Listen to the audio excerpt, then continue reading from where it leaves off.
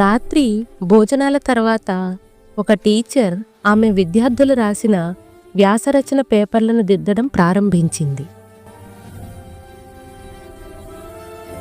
ఆమె పిల్లలు పడుకున్నారు.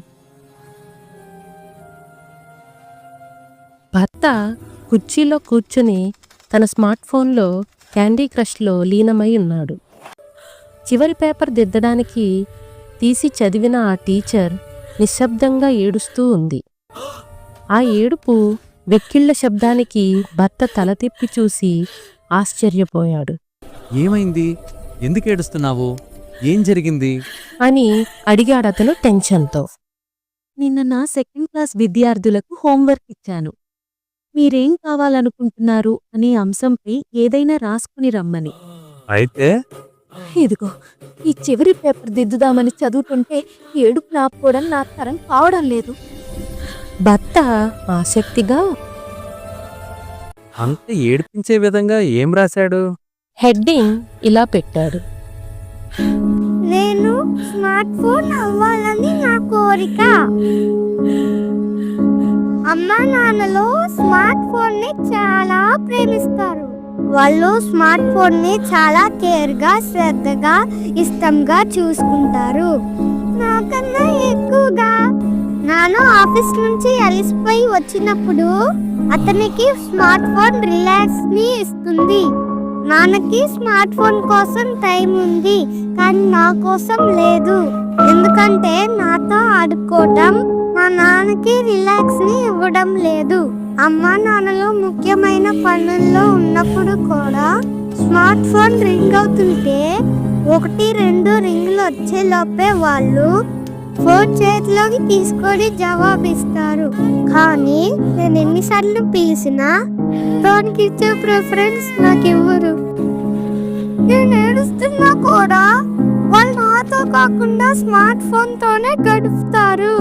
వాళ్ళు నాతో కన్నా స్మార్ట్ ఫోన్ తో ఆడుకోవడమే ఎక్కువ ఇష్టపడతారు. వాళ్ళు తమ స్మార్ట్ ఫోన్ లో మాట్లాడుకునేటప్పుడు నేనేం చెప్పినా వినిపించుకోరు. అది నాకు ముఖ్యమైన విషయం అయినా సరే. అదే ఒకవేళ నాతో మాట్లాడేటప్పుడు రింగ్ వస్తే మాత్రం వెంటనే ఫోన్ కి జవాబిస్తారు. అమ్మా నాన్నలు స్మార్ట్ ఫోన్ ని కేర్ గా చూసుకుంటారు. ఎప్పుడు తనతోనే ఉంచుకుంటారు. దానికి చాలా ఇంపార్టెన్స్ ఇస్తారు. దాన్ని చాలా ఇష్టపడతారు. దాంతో రిలాక్స్ అవుతూ ఉంటారు. దానికి తమ ఖాళీ సమయాన్ని కేటాయిస్తారు. దాన్ని ఎప్పుడు పని వాళ్ళకి అప్పగిచ్చరు.